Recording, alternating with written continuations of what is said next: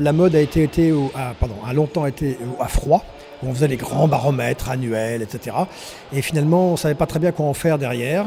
Du coup, après, on est passé au à chaud. Et au à chaud, pourquoi ? Parce que ça permet de gérer au quotidien.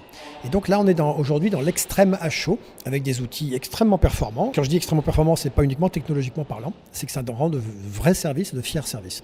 La seule limite que je vois à ça, et elle est positive, c'est que ça ne gère pas l'ensemble de l'expérience client. Ça gère un certain nombre de choses. Quand je mesure à chaud, je ne parle pas des outils, je parle vraiment de la mesure à chaud, je mesure suite à un événement, mais je ne mesure pas suite à l'ensemble de l'expérience client. Nos amis anglophones disent le parcours client, c'est le Customer Journey.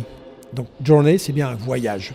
Eh bien, je fais un voyage au cœur de la SNCF. Je fais un voyage au cœur d'Eloquent. Et ce voyage, c'est un long voyage. Et donc, si on me dit juste maintenant, là, ça s'est bien passé à tel moment, c'est tout à fait parcellaire. Ça, c'est l'intérêt du à chaud. Ça me permet de jouer là-dessus. En revanche, le à froid me donne la vision horizontale de l'ensemble de l'expérience client. Donc, ne surtout pas oublier de faire du à froid. Alors, c'est pas tellement du à froid, c'est du baromètre stratégique, qui nous permet d'avoir, cet à froid évidemment, un échantillon représentatif des clients et pas des événements. Si on veut améliorer l'expérience client, on peut aussi se dire et partir sur ce que j'appelle le Service Profit Chain. C'est une vieille théorie qui date de 93-97 à Harvard et qui a été largement développée en France sous le nom de symétrie des attentions par l'Académie du service, entre autres. Et ça consiste à dire quoi ? Ça consiste à dire que, notamment dans le domaine du service, si vous voulez bien satisfaire vos clients, ça dépend un petit peu quand même de vos collaborateurs. Et si vous avez des collaborateurs heureux, bien dans leur basket, ça va être naturellement mieux se passer avec leurs clients. Si vous avez des collaborateurs qui sont mal, qui sont sclérosés, qui ne sont pas bien, qui n'ont aucune autonomie et qui le montrent, qui le disent et qui se disent quand est-ce que je vais me faire virer, naturellement, ça va moins bien se passer avec leurs clients. Tout le monde parle de culture client en disant nous sommes très culture client, mais ça veut dire quoi culture client ? Et moi souvent je demande aux gens c'est quoi la culture client ? Et là, on s'avère que plus personne ne sait grand-chose parce que c'est compliqué, on ne sait pas comment le prendre. Les process, les KPI, les normes, on connaît bien. La culture, on ne sait pas très bien comment la prendre.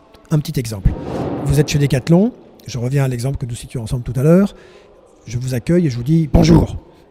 Je n'ai pas l'impression que vous vous sentiez très accueilli. Néanmoins, dans ma norme, dans mon KPI, je dois dire bonjour. J'ai dit bonjour, donc tout va bien.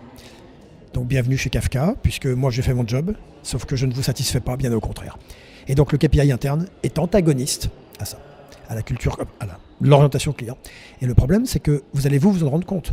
Sauf que moi, patron, avec mon KPI, tout va bien. Alors vous allez me dire, votre exemple est caricatural parce que tout le monde s'en rend compte. Non. Quand vous savez que chez Bayer, par exemple, vous avez 386 KPI, vous vous dites, tout se passe normalement. Et aujourd'hui, en tant que client, vous le voyez. Vous le voyez toute la journée. On est accueilli, on est mal accueilli, on se croit accueilli, etc.